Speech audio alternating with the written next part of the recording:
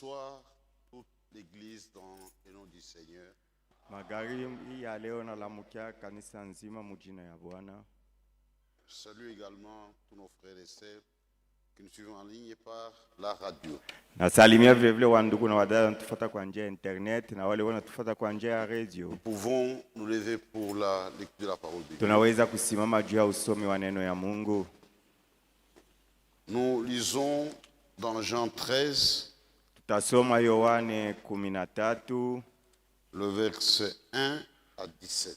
mstari ya kwanza mpaka 17.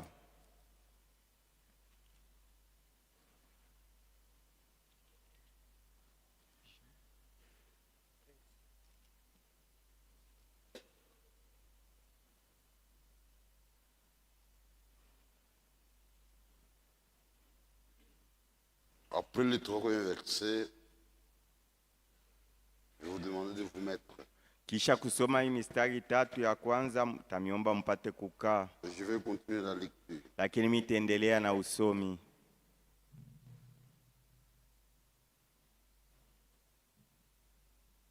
Jean chapitre 13, Yohane sura ya 13 verset 1 à 17. mstari ya kwanza mpaka 17. Avant la fête de Pâques, Jésus, sachant que son heure était venue de passer de ce monde au Père, et ayant aimé les siens qui étaient dans le monde, mit les combles à son amour pour eux. Mbele ya feti ya Pasaka, Yesu aliyejua sema wakati yeye kutoka mdunia na kwenda kububaba iliyofika, alipenda wenye kwa wake, wenye kwa mdunia, akajana upendo juu yabo. Pendant le souper, alors que le diable avait déjà mis dans le cœur de Judas Iscariote, fils de Simon, le dessein de les livrer, Wakati ya chakula ya magharibi, wakati diablo alikuwa kuweka ndani ya moyo wa Yuda Iskarioti, mwana wa Simoni, makusudi ya kumtoa Yesu,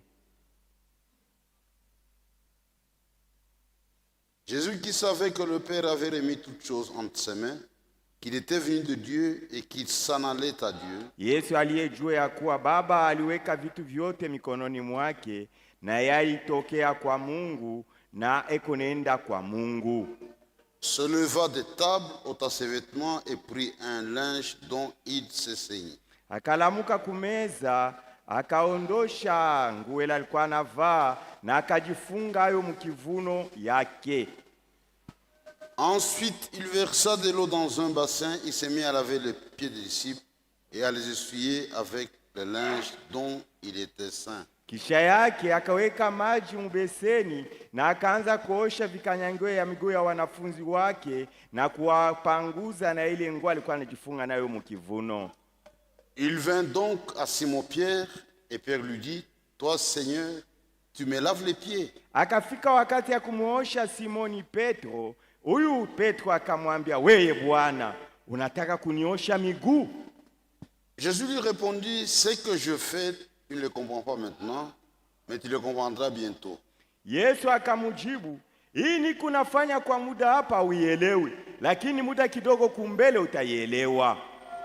Pierre lui dit, « Non, jamais tu ne me laveras le pied. » Jésus lui répondit, « Si je ne te lave, tu n'auras point de part avec moi. » Petro akamwambia, hapana, wewe hauwezi kunyosha vikanyangio ya miguu. Yesu akamujibu, basi kama sikuoshi vikanyangio ya miguu, hautashiriki na mie. Simon-Pierre lui dit, « Seigneur, non seulement les pieds, mais encore le main et la tête. » Simoni Petro akamwambia, Bwana, basi usinyoshe tu vikanyangio ya miguu, unyoshe mikono na kichwa pia. Jésus lui dit, « Celui qui est baigné n'a besoin que de se laver les pieds pour être entièrement pur. Et vous êtes purs, mais non pas tous. » Yesu akamujibu, ule amekwisha kuoga maji, hahitaji tena kuoshewa, ni miguu yake tu au vikanyangio ya miguu ndio vitaoshwa, na mweye muko wote safi, lakini si wote ninasema vile. Car il connaissait celui qui allait le livrer. C'est pourquoi il dit, « Vous n'êtes pas tous purs. » Maana alijua ni nani atayemutoa, ndiye maana alimwambia amuko mwebote safi. Après qu'il leur eut lavé le pied et qu'il lui ait pris ses vêtements, Il se remit à table et leur dit, comprenez-vous ce que je vous ai fait? Kisha yeye kubaosha vikanyangio ya miguu, akabeba mavazi yake akaivaa tena na akarudia kumeza akawaonesha, basi mnaelewa hii maneno nawafanyia? Vous m'appelez maître et seigneur, vous dites bien, car je le suis. Mungu naniita mwalimu na Bwana. Mungu nasema mzuri kuniita vile, maana njo kile niko. Si donc je vous ai lavé les pieds, moi le Seigneur et le Maître, vous devez aussi vous laver les pieds les uns aux autres. Basi kama mie mwenye kuwa Bwana na mwalimu na miosha vikanyangio ya miguu, na mweye vile vile mwanze kuoshana vikanyangio ya miguu wamoja na wengine. Car je vous ai donné un exemple, afin que vous fassiez comme je vous ai fait. Maana ninawapatia mfano ili mfaniane gisi mie na mitendea. En vérité, je vous l'ai dit, le serviteur n'est pas plus grand que son Seigneur, ni l'apôtre plus grand que celui qui l'a envoyé. Kweli kweli ninawaambia, mtumishi haiko mkubwa kushindia bwana wake, au mtume kuwa mkubwa kushindia yule aliyemtuma. Si vous savez ces choses, vous êtes heureux pourvu que vous les pratiquiez. Kama mnajua haya maneno yote, mko waheri, lakini ni kama mnaitumikia. Que le Seigneur puisse bénir la lecture de sa parole. Bwana Mungu abariki usomi wa neno lake. Nous abordons la troisième ordonnance Tunaingia mwagizo ya tatu que nous devons appliquer à la lettre en tant que symbole. ile tunapaswa kuitimiza gisi ilivyoandikwa sawa mfano. Le repas du Seigneur et lavage des pieds vont ensemble. Meza ya Bwana na kuoshana vikanyangio ya miguu binafanyikaka pamoja.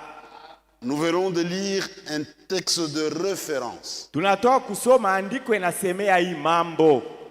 qui ne demande même pas beaucoup d'explications Hii andiko hailombe hata kuifasiria sana. parce que tout est très clair. Msemeo iko wazi kabisa. Sont des symboles. Yo ni mifano au picha. Ce qui est important, Yenye kwa ya mafaa c'est de comprendre le sens des symboles ni kuelewa maana ya hii mifano et de le vivre na kwanza kuiishi, et de les expérimenter. kuitumikia mu maisha yako. Dans la coutume des hommes, Mkisela ya watu, nous prenons très bien pour être propre. tunaweza kunawa jua kuwa safi.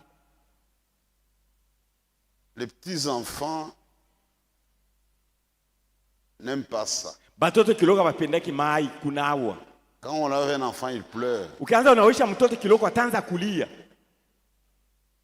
Les parents doivent surveiller Bazazi wanapaswa kufuatilia mzuri pour que les enfants puissent être propres. juu watoto bakuwe safi. C'est-à-dire, il y a d'abord le symbole de la propreté. Mbele iko ni mfano ya usafi. Dans l'Ancien Testament, Mwagano la kale les sacrificateurs, wa kuhani pour servir, juu kutumikia il y avait des mwekalu, prescriptions. kulikuya maagizo ile waliopatia. Dieu était très sévère. Mungu alikuwa anasema na ukali kabisa. Il y avait la cuve de rein, il y avait de l'eau. Kulikuwa ile chombo ya shaba muko maji, Même la tenue. hata vazi ya kuvaa. Dieu avait tout prescrit. Mungu aliagizaka byote bebe kufanya mule. Mais dans le Nouveau Testament, Lakini mwagano jipya, ce qui nous rend propres, ile iko natufanya tuwe safi c'est la parole de Dieu. ni neno ya Mungu. Le Seigneur disait aux disciples, Bwana anaambia wanafunzi, vous êtes purs muko safi à cause de la parole que vous avez entendue. kwa ajili ya neno ambayo munasikia. Quand nous venons à la prédication de la parole, Wakati tunakia kusikia mahubiri ya neno ya Mungu, Cela s'appelle le lavage par les eaux de la parole. Inaitwa kuoshwa kwa njia ya neno. Quiconque écoute Mtu yote anayesikia et met en pratique, na anatumikia bila lisikia, c'est ça son lavage. ndio kuoshwa kwake kule. Plus nous écoutons, Zaidi tukunasikia neno ya Mungu, plus nous nous débarrassons des impuretés. pale tena tukunatosha ile mabuchafu tulikuwa nayo. C'est la voie indiquée par Dieu pour nous laver. Ndio njia ile Mungu alionyesha juu ya kutuosha. Partout où les gens n'écoutent pas la pure parole, Fasi yote ambaye watu hawasikia neno lenye kuwa safi, la parole pure, c'est une eau pure. neno safi ni maji safi. Il n'y a pas de lavage. Aba, kama basikia neno lenye kuwa safi, abana benye kuoshwa. C'est la voie indiquée par Dieu. Ile ndio njia Mungu alionyesha ya kufanya. On écoute et on met en pratique. Huku unasikia na unatumikia bila ulisikia. Qu'est-ce qui se passe avec les frères et les sœurs qui viennent ici? Mambo gani kunafanyika na wandugu na wadada wenye kuya mahali hapa? C'est comme dans une famille. Iko samu jamaa. Papa a de moyens. Baba eko na fedha ya kutosha. Au sein de la famille, il y a une salle de bain. Mule ndani ya nyumba ya jamaa muko fasi ya kuogea maji. Il y a tous les produits de toilette, savon, Masavon iko mule, mafuta, lotion, parfum, essuie-main, ya kujipanguza nakyo. l'eau coule à flot. Maji kotele mule mufasi ya kuogea. Mais malgré ça, vous trouvez des enfants sales. Lakini hata vile utakuta watoto wa mule nyumba beko na uchafu. Akapende kuna L'enfant ne peut pas prendre bain tellement sale. Et vous avez des gens comme ça ici. Na kuko watu weko mwile na muna hapa. Ils écoutent, Weko nasikia, mais ils refusent de mettre en pratique. lakini weko nakataa kutumikia vile balisikia. Quiconque écoute.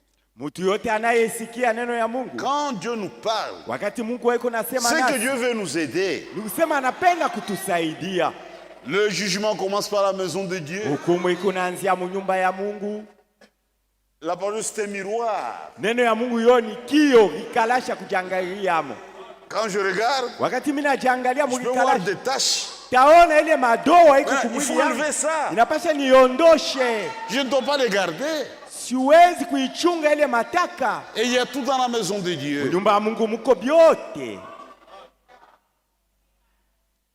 C'est un symbole de la propreté. Yo ni mfano ya usafi.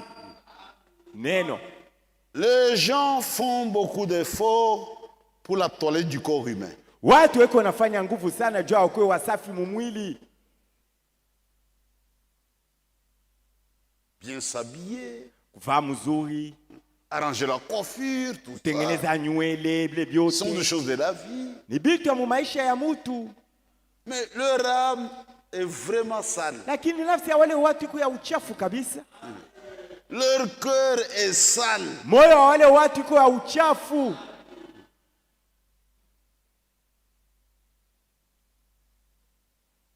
Jésus appelait cela sont des tombeaux blanchis. Yesu alikuwa anaita ile matuburi yenye kupentwa rangi ya mweupe. Tu regardes une tombe, Unaangalia kaburi c'est en marbre. iko ya maibu ya marbre. Mais moi, il y a cause, À l'intérieur de pourriture.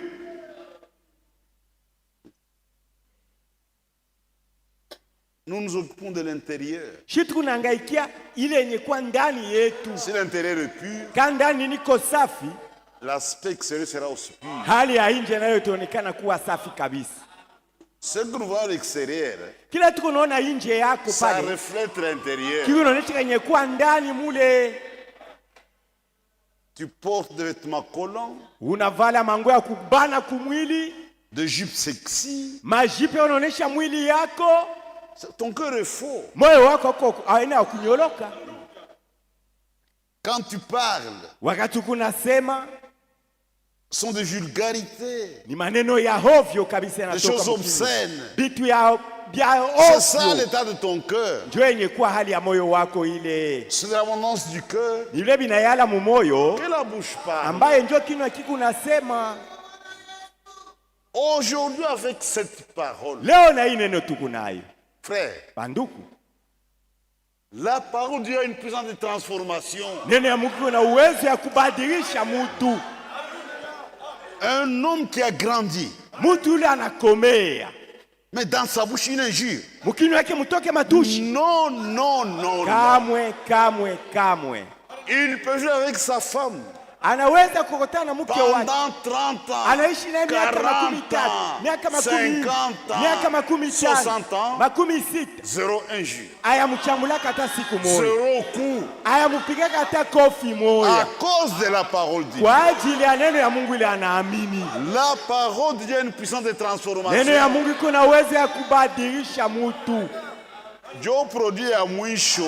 C'est le produit efficace de Dieu. Kama inakushinda huko walufu Si le produit ne te transforme pas, là tu n'auras jamais la vie sauve. Dieu da ya mwisho. C'est le produit efficace. La parole de Dieu est plus puissante que les coutumes. Neno ya Mungu iko na uwezo kushinda bisele ya makabila. C'est plus puissant que les lois du pays. Inapita na sheria ya nchi.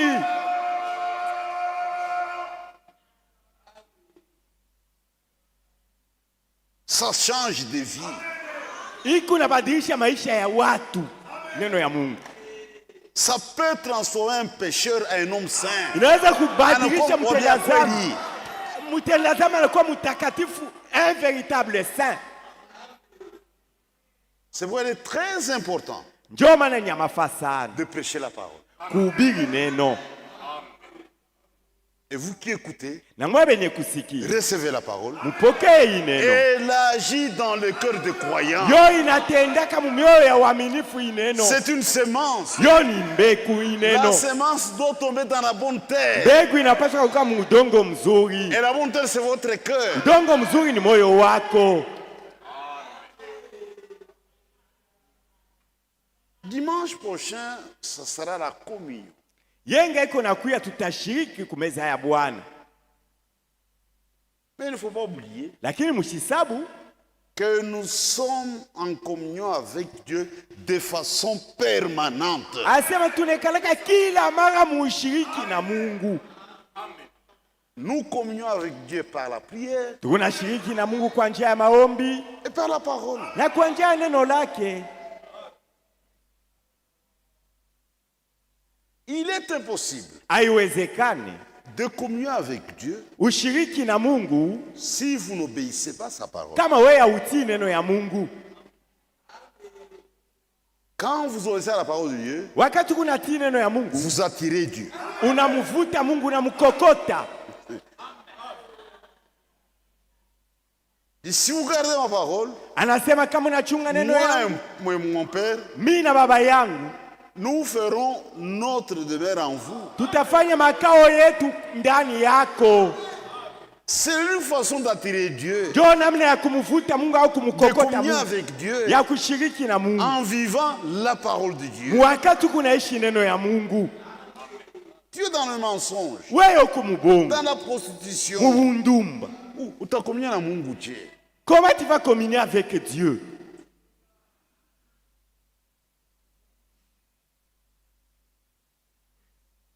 Nous devons garder la parole de Dieu. Tunapasha kuchunga neno ya Mungu.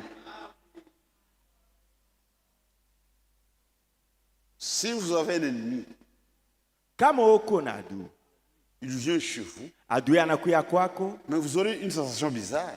namna ya kuishi naye utakuwa unaonesha tu hali au kufurahia. Unaangaliana tu hivi. Vous vous regardez seulement Hakuna ya sans kusema dire pale. mot. Il n'y a même Mais pas de un parole ami, ajoutée. Lakini mais vous allez vous rafiki embrasser yako, parce utakumbatiana. que vous avez des choses en commun. Kile kinamiunganisha naye. Et nous avons déjà en commun qui s'appelle la parole de Dieu. Na tuko na ile inaitwa neno ya Mungu. Quand deux Mazembe 100% se rencontrent, Wakati wale wa Mazembe 100% bawili banakutanishana, ou deux Lupopo 100%, au bafanatika Lupopo kabisa mais ils vont banakutanishana, communier autour du football. batasemea mambo ya kabumbu footballo. Les coureurs de jupons, Bakufuata bandumba, quand ils se rencontrent, bakikutanishana, sont des histoires de femmes. batasema mambo ya banamuke, Comment ils ont couché avec des vile femmes, balilala na comment attraper banamuke, les jeunes filles. je kuwabamba banamuke mumiteko babiana banamuke. C'est leur millénium. Bo ndio beko nafurahikia wakati beko nasema ile mambo. Quand les modèles se rencontrent, ils vont communier autour du vol. Bamwishi bakikutanisha batasemea pabwishi. Comment planifier des plans pour aller voler? Mapu ya kutunga gisi ya kuiba. Mais nous, Lakini shie, nous avons seulement la parole de Dieu. tuko tu na neno ya Mungu.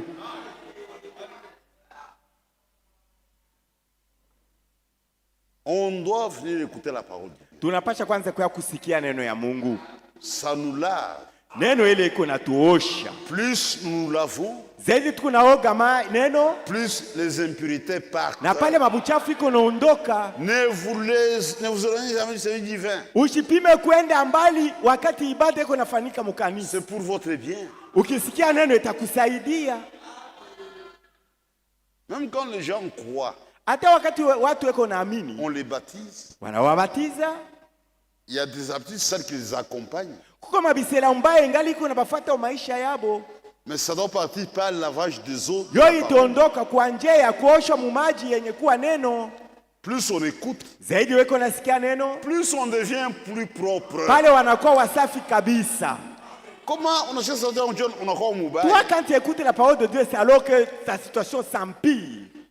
La parole de Dieu ne peut pas corrompre quelqu'un. Neno ya Mungu haiwezi kuharibisha mtu. La vérité produit la sainteté et la justice. Ukweli Ça, na la Bible. zalaka, utakatifu na Ça ne uwaki peut pas corrompre quelqu'un. haiwezi kuharibisha maisha ya mtu. Ukweli, Ça, c'est le premier symbole. hii ndio mfano ya kwanza, usafi. Si tu mènes une vie sale, Kama unaishi maisha buchafu, même si tu laves les pieds de frère Branham, hata unaenda kunawisha bikanyanga mikulu ya ndugu Branham, haitakusaidia. cela ne t'aidera rien.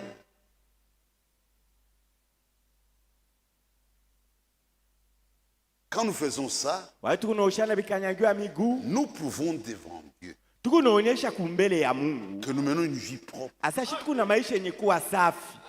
Et c'est la parole qui nous a sanctifiés. Na ni neno ya Mungu ilitutakasa. Nos coutumes ne peuvent jamais nous sanctifier. Bisele ya makabila yote haiwezi kututakasa. Seule la parole sanctifie. Peke neno ya Mungu kunatutakasa. La pensée humaine ne sanctifie personne. Wazo ya mtu haiwezi kutakasa mtu hata moya. Ça, c'est le premier symbole. Hii ndio mfano ya kwanza, usafi. Maintenant, le deuxième symbole, le plus important aussi. Mfano ya pili ni kwa ya mafana hayo zaidi. Regardez, Dieu était sur la terre, frère. Muone Mungu alikuwa hapa dunia. J'ai aimé la lecture. Nilipenda hii andiko. Dieu était sur la terre dans un homme, dans l'homme Jésus. Mungu alikuwa hapa dunia ndani ya ule mtu Yesu. Ah. Et ici, Jésus parle un langage direct. Hapa Yesu anasema msemeo yenye kuwa wazi wazi. J'ai aimé ça. Napenda sana hii andiko.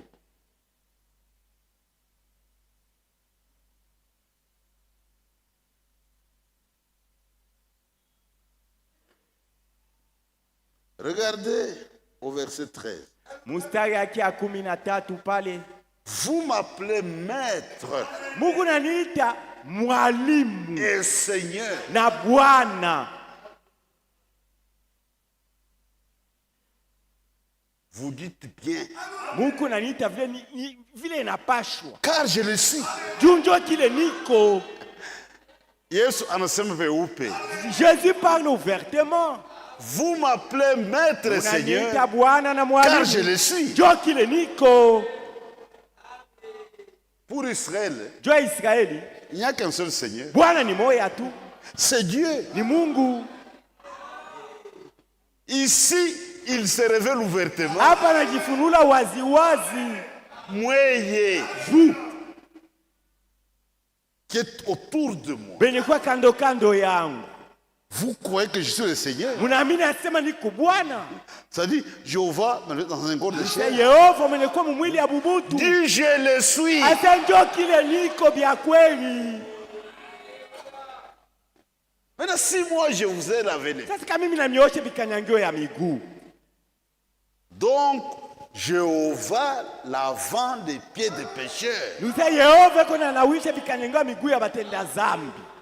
Pierre qui avait cette révélation envers les autres, Petro alipataka ile ufunuo, alors Zukatala, ili resiste. non, non, non. Hapana bwana. Toi, on est lavé les Wewe pieds. unawishi vikanyanga Hapana. miguu. Discussion. Banaanza kubishana na Petro, Petro anakatala. Dis, tu le comprendras plus tard. Yesu anamwambia kumwenda basi siku njoo utaelewa hiki niko nafanya hapa. Frère, Banduku, c'était une leçon pratique. ilikuwa fundisho kwa njia ya kitendo. Ici, ce n'est pas la théorie. Hapa haina misemo bule. Ça, c'est une leçon pratique. Hapa ni kitendo ndio inakuwa fundisho. En pratique, on peut dire beaucoup de choses. En théorie. Misemo utasema sana. Mais si compte, c'est la pratique. Ya mafaa ni vitendo yako sasa. Aina vile Ce n'est kunasema, pas toutes tes déclarations. vivez la parole de Ishi Dieu. neno ya Mungu. Mettez cela en pratique. Uishi mu maisha yako. Dieu parle de comment? C'est là où réside le problème. Il a donné une leçon pratique. Ye kitendo kila alifanya ndio fundisho la ileta. Regardez sur cette terre. Mwone pa hii dunia. Les gens qui sont élevés en dignité, Bashefu comment ils se comportent? gisi kani banaka banajitwala. Comment ils se comportent? Mwone gisi kani banaka banajitwala.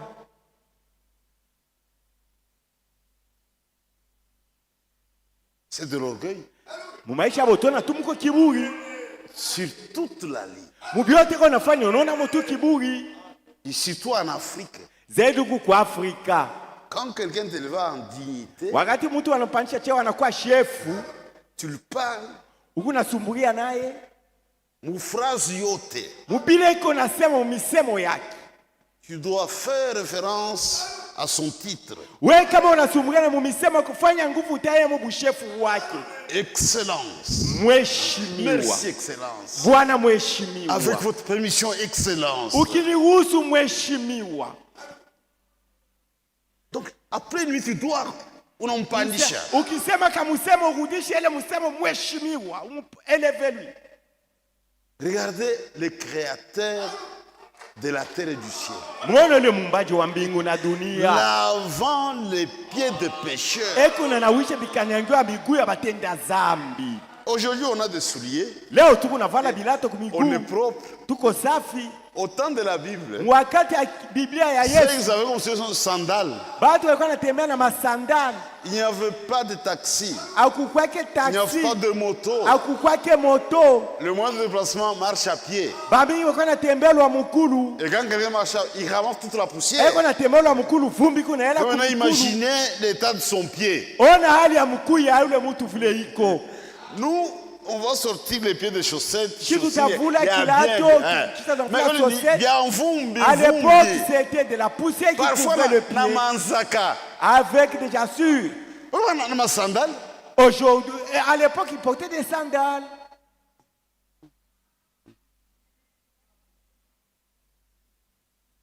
Jésus n'a pas pris gel antiseptique.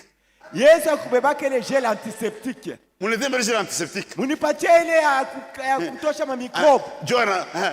Non, après on était. Non, À la fin, donnez-moi encore nitoshe ma microbe. frère. Quelle humilité. Alijinyenyekeza mnamna kani Yesu. Qui peut faire ça? Nani anaweza kufanya vya vile? Qui peut faire ça? Mtu kanaweza kufanya mambo ya vile? Une leçon pratique. Kitendo yake ndio inakuwa fundisho. Pas théorie. Haina vya kusema kupinwa. Pratique. Vitendo yake tu ndio mafundisho. C'est plus facile de prêcher. Biko tiketeke kuhubiri. Mais il faut vivre la prédication. Sasa wewe ishi bila ulihubiri. C'est ce qui aura de l'impact sur les gens. Njoo ile itavuta bantu bamingi vitendo yako. Il y a des gens qui prêchent comme des anges, Kwa bantu wanahubiri saba malaika. mais qui vivent comme des démons. Maisha yabo saba demo. Nous devons vivre la parole. Tunapasha kuishi neno ya Mungu. Le Dieu que nous servons, Huyu Mungu tuko natumikia. c'est un grand Dieu. Yeye ni Mungu mkubwa. C'est un Dieu caché. Ni Mungu mwenye kujificha. Dans la simplicité, Eko munyenyekevu et kabisa. il se révèle aussi dans la simplicité. Tena eko najifunua C'est ça munyenyekevu. la pierre d'achoppement. Ile ndio iko nakuarisha bantu. Le monde passe à côté de l'œuvre de Dieu à cause de la simplicité. Bantu wanashinda kuvumbula kazi ya Mungu juu ya unyenyekevu ya Mungu. Est-ce que vous comprenez? Munaelewa? C'est ça la plus grande difficulté. Ndio magumu iko na watu. Dieu est dans l'humilité. Mungu eko munyenyekevu. Et les gens passent à côté. Watu wanashinda kumvumbula. Regardez quand Dieu est venu sur cette terre. Muone wakati Mungu alikuwa hapa hii dunia. On l'a vu hier. Tuliona jana. Il devenait dans une étable. Ilipasha azaliwe mzizi. Il n'y a même pas de berceau. Hakukuwa hata kitanda kama bebe. Dans une crèche, une mangeoire. Ori, facha kulia banyama. Marie a pris de l'ange pour Maria Jésus. kabebele wanafunga mushingo wa banyama anamufunika Yesu. Il dit les renards ont des tanières. Anasambwa mwitu iko Mais le fils de l'homme, il n'a où reposer la tête. Mwana wa mtu ana nafasi ya kuweka hata kichwa yake. Zéro maison. Ana hata na nyumba. Zéro tombe. Ana hata na kaburi. On a dû emprunter la tombe d'autres gens pour m'enterrer. Baikongolaka kaburi ya mtu mwingine pula. Il n'avait qu'une tunique. Alikuwa tu na nkanjo moya. Et on a tiré au sort. Bakaipika kura.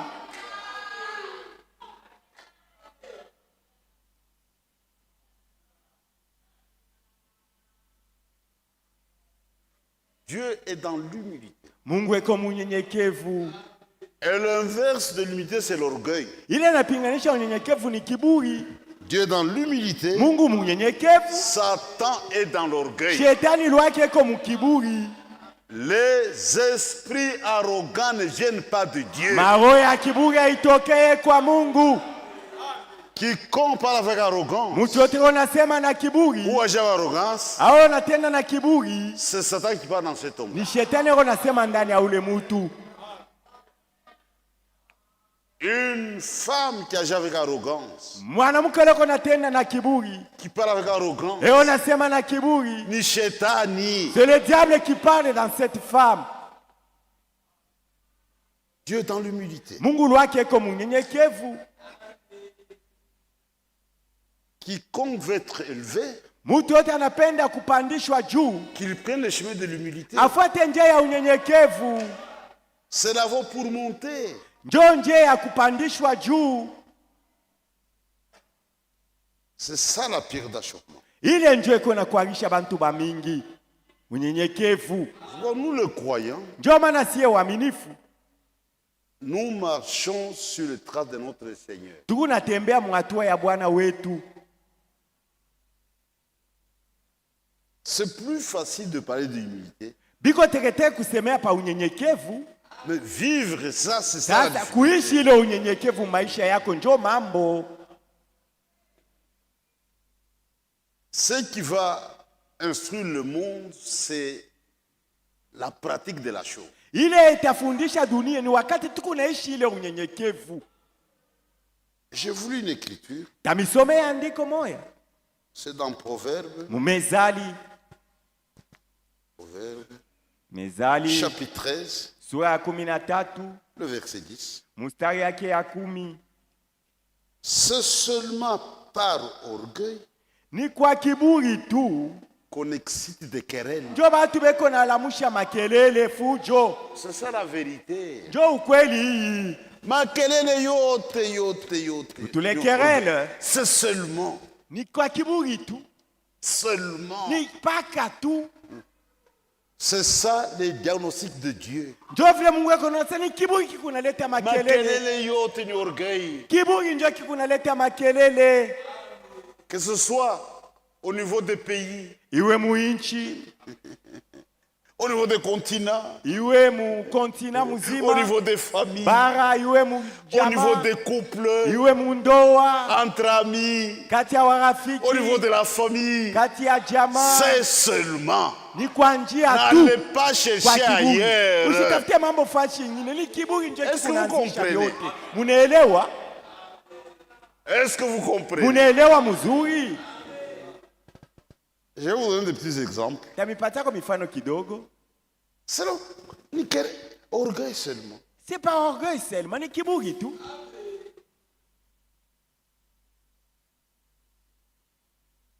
L'homme est sous la colère. Bwana anesha shirika.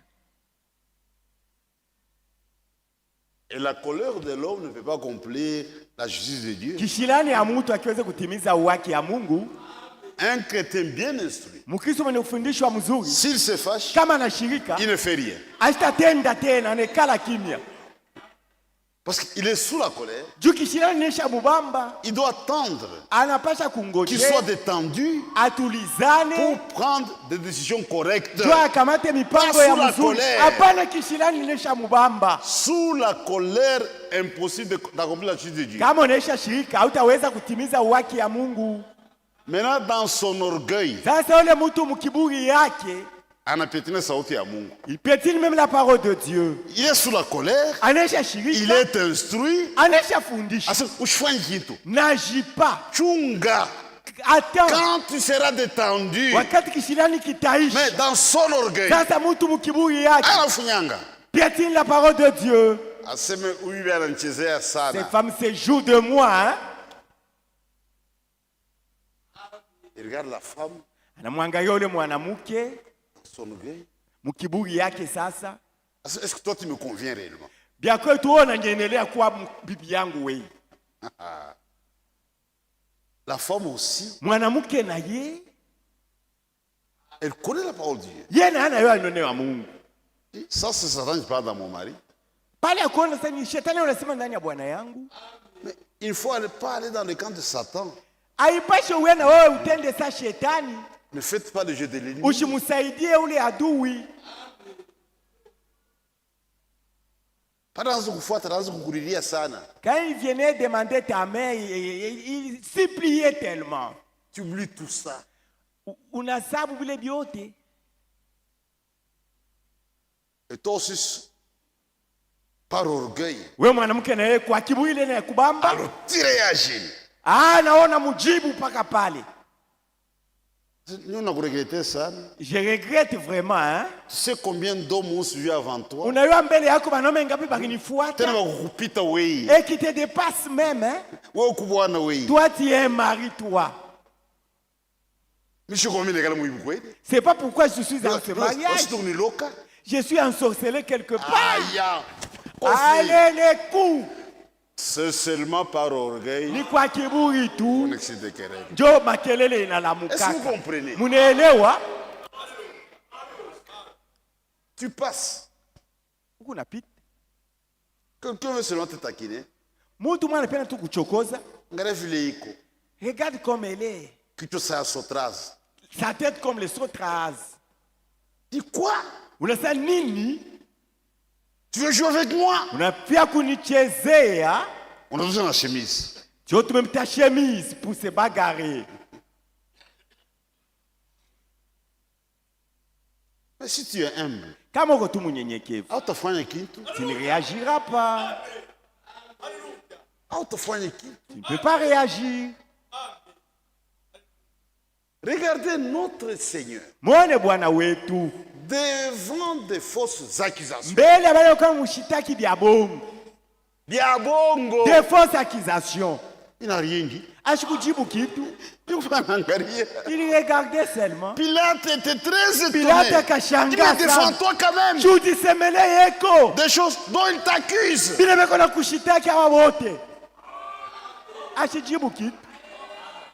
Vous perdez votre temps avec des mensonges à cause de l'orgueil. Juu ya kiburi unaanza poteza wakati yako mkusema sema bya mingi. Juu alikulandia. On a dit que je suis sorcier. Banasema niko muloji. Mais le dossier est vide. Hauna njoo muloji. Le dossier est vide. Loko hauna Est-ce muloji. que c'est un mensonge? Ni bongo Est-ce tu. que moi je vais perdre mon temps avec le mensonge? Nianze kusema sabi ya mingi juu ananilandia sema niko muloji. Oh, on a rombaye. Tu es un méchant. Le juste juge ni Mungu. Mwamuzi wa haki c'est Dieu Haina seul. bantu. Il s'agit pas des Dieu hommes. connaît mon cœur. Mungu anafahamu Si je moyo dois wangu. juger, Ni yeye ndiye atanihukumu. ita fulani, ita fulani. Appelle Tusambe, Nous ulisema allons hivi. parler. Bien Ils m'ont nini, bien incriminé nini. que je suis sorcier. Bien nini, bien nini. Tout ça pourquoi? C'est de l'orgueil seulement. Si kiburi tu inakubamba. L'orgueil de la vie. Kiburi ya maisha. L'orgueil de la vie. Kiburi ya maisha. Quelqu'un pauvre, Mtu yuko maskini. anapata franga. Dès qu'il a eu Il commence à l'argent, juger tout le monde. Anaweza chambula bantu bote. Pauvre. Wewe mashikini. Je vais te faire arrêter, hein. Pauvre. On va te flageller aujourd'hui. Et ils vont payer l'argent, ce commandant. On pique un film. On appelle qu'un frère, 500 dollars. On pique un film. 500 dollars pour les fouetter. L'orgueil de la vie. Kiburi tu ya maisha. C'est par orgueil. Ni kwa njia ya kiburi tu. Les querelles que vous avez dans votre maison, ni kiburi ndio inaileta. C'est dans un couple. Kama mundoa. L'homme prend le chemin de l'humilité. Bwana anajishusha. Ah, au bibi. Ou la femme. Il n'y aura pas de querelles, il n'y aura pas de querelles. C'est ça la vie chrétienne. Ndio maisha ya Bukristo kujishusha. C'est la vie de l'humilité. Ni maisha ya kujishusha. Jésus donne une leçon pratique. Yesu kitendo yake inakuwa fundisho. Pas une théorie. Haina misemo ya Une leçon mkinwa. pratique. Matendo yake inafundisha. Même entre nous. Hata katikati yetu. Un jeune frère te parle.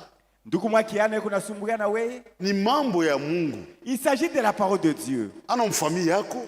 Il n'est pas de ta famille. Frère. Il est jeune, c'est bien. Ni kiana ni bia kweli. La parole. Mais eko nakwambia paneno ya Mungu. Dis toi tu n'as pas de respect. Wewe hauna na heshima. Je suis comme ton père. Niko sawa baba yako. Chini orgueil. Kiburi inakubamba wewe sasa.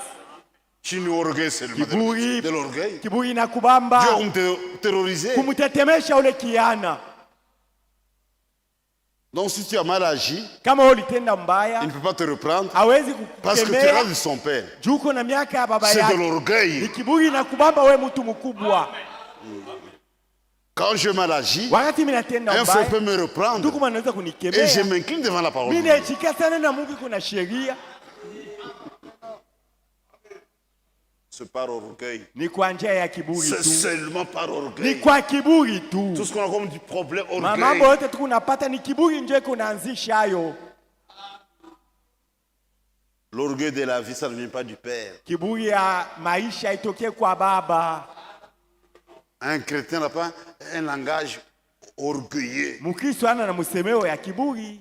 Un pauvre te demande un peu d'argent. Mashikini anakulomba ako franga. Saidi ya masikini. Assistez-moi. Kama umpatia hakuna nzambi. Si tu ne lui donnes pas, il n'y a pas de problème. Yuko na mikono shutumike. Tu as des mains, tu ne travailles pas, pourquoi? Toi, tu es sorcier, c'est pourquoi tu souffres. Pourquoi l'humilier? Qu'est-ce que toi tu as fait pour avoir l'argent? Dieu seulement qui t'a donné cet argent. L'humilité précède la gloire. C'est pourquoi nous, on n'envie pas les gens du monde.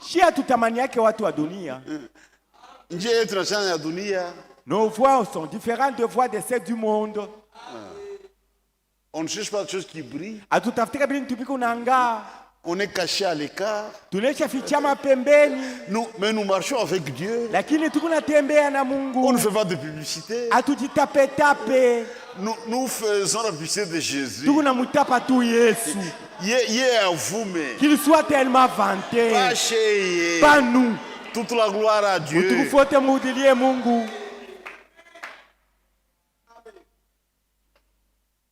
Et on doit être humble.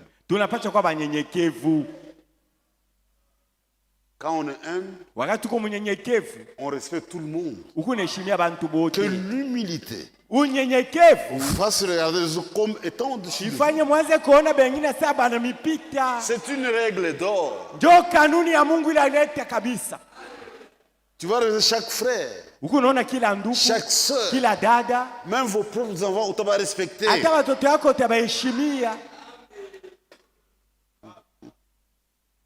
Tu es leur papa. On les comporte comme si on a papa. Et tu te comportes comme si tu n'étais pas leur papa. Comme on a kotola, si tu arrives à tu demandes pardon à tes enfants. Pardonnez-moi mes enfants. Mes enfants, j'ai mal agi. Pardonnez-moi. Il y a même des gens qui souffrent pour arranger une situation.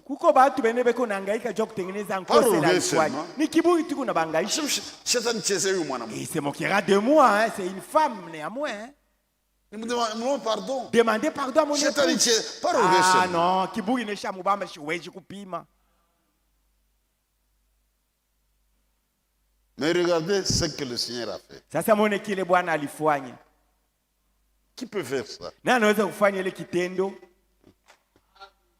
Et tout le monde l'appelait Yesu, Yesu. Watu wakamuita Yesu, Yesu. Pas révérend Yesu. Abakoma na sa révérend Jésus. Pas Monsieur Jésus. Au Bwana Yesu. Yesu, Yesu, Yesu. Jésus, Jésus. Ou il autorité mondiale, je vais t'appeler. Chef, tu l'appelles pas son nom, on va t'arrêter. Hein? Kalala. Tu l'appelles seulement Kalala. Un grand chef. Chef, Je vais t'appeler comme film, mon bébé. on va te fouetter premièrement. L'humilité Unyenyekevu précède la gloire. ikunatangulia utukufu. L'orgueil, Kiburi yo c'est la chute. ikunatangulia kuanguka. C'est la chute. Yo ikunakusukuma kukuanguka. J'ai toujours dit, Nasemaka kila mara. Matushi hawezi kuwa mtu. Les injures ne peuvent pas tuer une personne. Fujo ni orgueil. Mambo iko naanzisha byote ni kiburi. Tout ce qu'on peut dire. Byote vile banaweza Le kusema. dossier est vide. Hapana mambo. Grave kiko. Regarde son aspect. Ça qui coule là. C'est comme un crapaud. Oui. Est-ce que toi tu es un crapaud? Ni ma déduction. Eko napima tu bya kusema sema. Mais il n'y a rien. Lakini haina vile wiko. C'est pourquoi quand nous grandissons, Ndio maana wakati tunakomea, nous devenons insensibles aux injures. matusha itushitushake. Quand vous n'en vous avez perdu votre temps. Si tu m'insultes, c'est-à-dire unapoteza wakati yako bule. Je suis seulement sensible à la parole de Dieu. Neno ya Mungu ndio inanikokotaka mimi. Quand on vient de ne toucher Si ça, tu veux là, que il t'a je bougé. bouge. Ah là, touche à la parole de Matushi. Dieu. Non, les injures. Pas ma touche, Mais pas les injures. insensible. Matusha itanishitusha. Et tu pleures toute la nuit. We bushiku yote unalia. Bonango alisema Mon iliuma sana. mari, ce qu'il m'a parlé vraiment m'a touché au cœur. On a combattu Mungu. Toute la nuit pour analyser. Bushiku yote au lieu de prier, tu ne fais que pleurer. Si Bushiku yote. quelqu'un veut se plaindre, Kama mtu anapenda kusema qu'il se mambo plainde de yake, ses propres péchés. aanze kulia juu ya mazambi yake. Chose que Dieu Je ne veux pas walinichambula. pleurer parce qu'on m'a insulté. On m'a critiqué. Au bananishimanga. Pas critiqué. Continue à me critiquer. Le juste juge ni Mungu. Mwamuzi wa haki c'est Dieu seulement.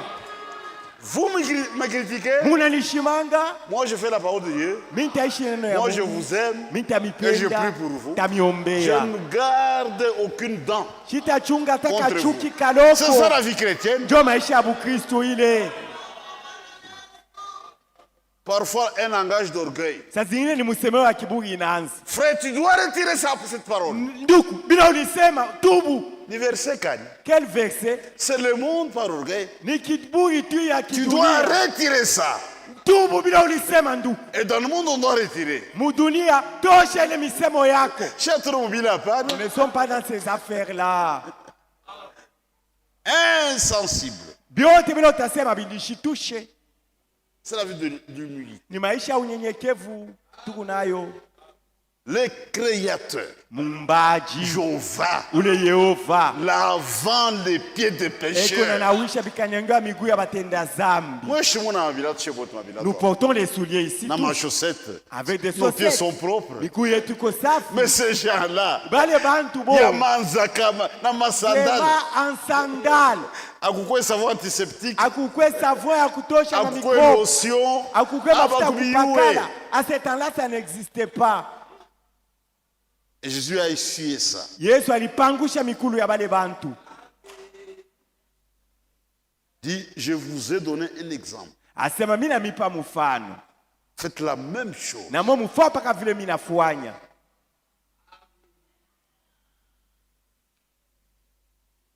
Je me demande si le pape peut laver Ni unajiuliza. miguu ya un catholique au Papa anaweza mkatuba. kunawisha yako mikulu ya mkatolika mwa mkatuba.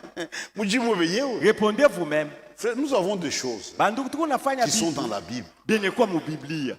Et nous le faisons avec tout notre cœur. Tunaifanya na moyo wetu wote. Pour nous, c'est la parole de Dieu. Kwetu ile yo ni neno ya Mungu. Mais si toi, tu es dans l'orgueil, Wewe wako kama uko mkiburi. kama unavyohabita kusaidia, Si tu fais même tout cela, ça ne te dérange rien. c'est notre vie. Ile yo ni maisha yetu unyenyekevu. Quand je tors devant mes enfants, wakati niko na nkosa mbele ya batoto yangu nitechika, et je j'accepterai demande ça pardon. na bina baloba banyurumie. Mais niko baba yabo. Malgré tout cela je suis Mais leur un père. chrétien, Lakini baba mukristu je crois que ça suffit comme ça. naona inenea hivi mimi nasema C'est ça le symbole de lavage des pieds. njoo mfano ya kunawishana bikanyangio ya miguu. Que le Seigneur vous bénisse. Bwana Mungu amibariki. Je crois que l'essentiel a été donné. Naona ya mafami naisema. Et nous sommes prêts maintenant pour nous approcher dignement de la table du Seigneur. Naona sasa tuko tayari kukaribia wenye kustahili kumeza ya Bwana. Inclinons nos têtes. Tukunjamishe bichwa. Seigneur Dieu et notre Père, Bwana Mungu na baba yetu, nous te remercions ce soir de tout cœur hii magharibi tunakupikia asante kwa moyo wetu wote pour les instructions de la parole de Dieu. juu ya mafundisho ya neno ya Mungu. Pouvons nous estimer heureux. Tunaweza kujiona batu ya heri Et nous sommes un peuple privilégié. na tuko watu walipata neema mbele yako. Tu as envoyé la parole de Dieu. Wewe ulituma neno ya Mungu, Ce sont les eaux de lavage. yo ni maji ya kutuosha, Et nous avons eu la grâce nasi tulipata neema d'écouter la vérité. ya kusikia ukweli, La vérité qui purifie. ukweli yenye kutusafisha. Aide-nous, Seigneur, Utusaidie Bwana à mettre en pratique ta parole. kutumikia hii neno lako. Nous avons la responsabilité Tuko na ile buzito wa majigumu de te suivre ya kukufata et de marcher sur ces traces. na kutembea mu matua yako. Nous avons lu un exemple frappant Tulisoma mfano mwenye kushika kabisa mioyo yetu, de l'humilité. mfano ya unyenyekevu. Et nous aussi, Nasi pia nous acceptons ce chemin de la croix, tunaitikia njia ya msalaba, le chemin de la honte, njia ya kupata haya, de l'abnégation. ya kujikatala. Puisses nous aider, Seigneur, Basi upate tusaidia Bwana, à marcher dans l'humilité tupate utembea mu unyenyekevu d'une façon pratique. mu vitendo yetu. Si tu nous as ton esprit, Kama unatupatishia roho wako qui est l'esprit de l'humilité, yenye kwa roho ya unyenyekevu, il nous conduira dans l'humilité. atatuongoza mu unyenyekevu. Bénis mes frères, Bariki banduku yangu, bénis mes sœurs. bariki badada yangu, Accorde la grâce fanye iko neema pour que nos vies te ressemblent, maisha yetu ipate Et kufanana te nawe glorifie. na ikutukuze même dans les moindres hata choses. mtu vitu tudogo. Merci ce soir Asante juu ya hii magharibi, pour ta présence, juu ya uwepo yako, pour ta conduite. juu ya uongozi wako. Bénis toute la communauté Bariki kundi yote mzima et bénis mon frère qui préside ces cultes. na bariki ndugu yangu yeko naongoza hii ibada. Nous apprêtons à sortir. Tunajitayarisha kwa kuondoka Accorde sasa. ta protection Kinga kila mmoja sur le chemin du retour. munjia ya kurudia Je kumanyumba. l'assurance, Seigneur, Ni que unahakikisho tu l'as Bwana accordé. au sasa Et j'ai utatutendea. ainsi demandé avec Naomba foi hivi na imani et au nom de na ni notre mujina ya Seigneur Bwana wetu et Sauveur na Jésus-Christ. Mwokozi Yesu Kristo. Amen. Amina. Que le Seigneur vous bénisse. Bwana Mungu amibariki. Demain, nous serons ici à partir de 10 heures Kesho masaa ya 10 tutafika hapa pour notre grande prière de fin d'année. juu ya maombi yetu kubwa ya mwisho ya mwaka. Venez nombreux Mkuye ba mingi